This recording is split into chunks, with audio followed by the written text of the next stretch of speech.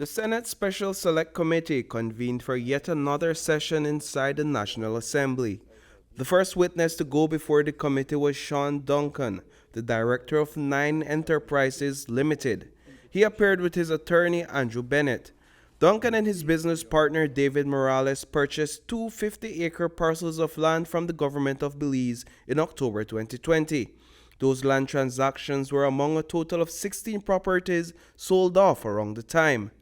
The relevance of the sales to the agreement is that the parcels are located in the vicinity of the project's proposed site. My involvement in this whatever land transaction it is was pretty much purely technical, literal.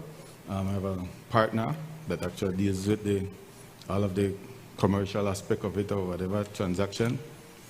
Right. From my perspective, I'm not sure of the relevance of me being here, but I mean I'm here to comply to whatever questions you ask me, right? I'm here because I respect this process, right? And on the advice of my counsel. In his opening statement, Duncan sought to establish that his business partner, David Morales, oversaw most of the land transaction process. Duncan says he only signed off on papers authorizing NYNE Enterprises to make the purchase. Our records are showing that there are two properties of around 50 acres each. I think one is for 50, let me see, 50.1, and the other is around the same size. There are two properties, can you confirm? That's correct. And you paid $5,300 each for those properties our records are showing. That's the reason I guess we wanted disclosure. I could have gone and reviewed the document and remember those figures. Yes. I really can't remember those figures or anything like that. General Chanona, the chair of the Senate Special Select Committee, questioned Duncan on the expedited manner at which NYNE Enterprises land applications were processed. And when Senator Bevin Call questioned Duncan on Morales' involvement in the land transaction process, Duncan continued to somewhat throw his business partner under the bus. We have documentation here that says that you applied the 7th of October, it was received the 13th of October, and then you get approval the 20th of October. That's good, I guess. Does that sound correct? I said when you got the notice from your business partner that you got the investment secured, all within less than a month. Were you? Some things works faster than others, I guess. But I mean that's how it went. I guess from his perspective, remember I did not deal with that aspect.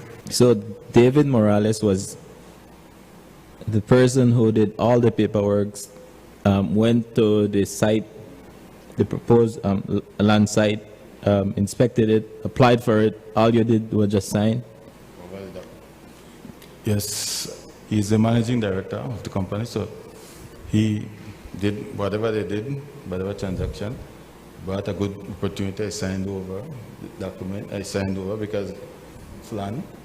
I don't think you could ever go wrong with land. The second witness to go before the committee today was former Lands Commissioner Wilbert Vallejos. He served as the Lands Commissioner for 11 years and appeared today with his attorney Dean Barrow, who wasted no time stating that his client will not answer questions deemed irrelevant. I believe, Madam Chair, that you will have to agree with me that questions about land transfers or land sales in an area that, as I understand it, is within 2 miles of the locus of the site of the Portico cruise project.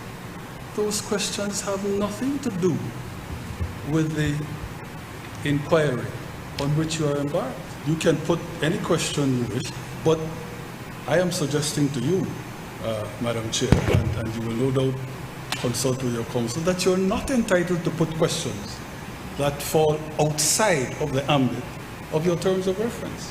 You're not entitled.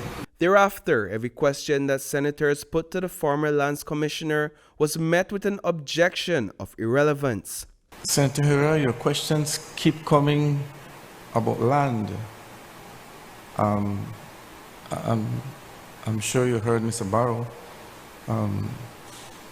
The terms of reference is specific about the Portico Definitive Agreement, of which I know anything. For me, there is a relevance. You may determine otherwise, but for us, there certainly is a relationship, and so we really wanted to get understanding of what took place that fateful day on November 4th. But it seems like you don't intend to be very helpful to the committee, which again is very sad. I think the Belizean public certainly deserves a lot better than that. You being commissioner for so many years, being paid by, excuse me, sir, being paid by the Belizean taxpayers, and so I think it's a very sad day in the country actually that you have decided that you won't help the committee and assist the committee in this investigation. It was then determined that Vallejos would be of no help to the committee during today's session. He requested that questions be sent to him in writing and that a determination be made on whether the committee will request his presence at a later date. Former Minister of Lands Hugo Pat was also scheduled to testify before the committee today, but due to time constraints, his testimony has been rescheduled. Reporting for News 5, I am Paul Lopez.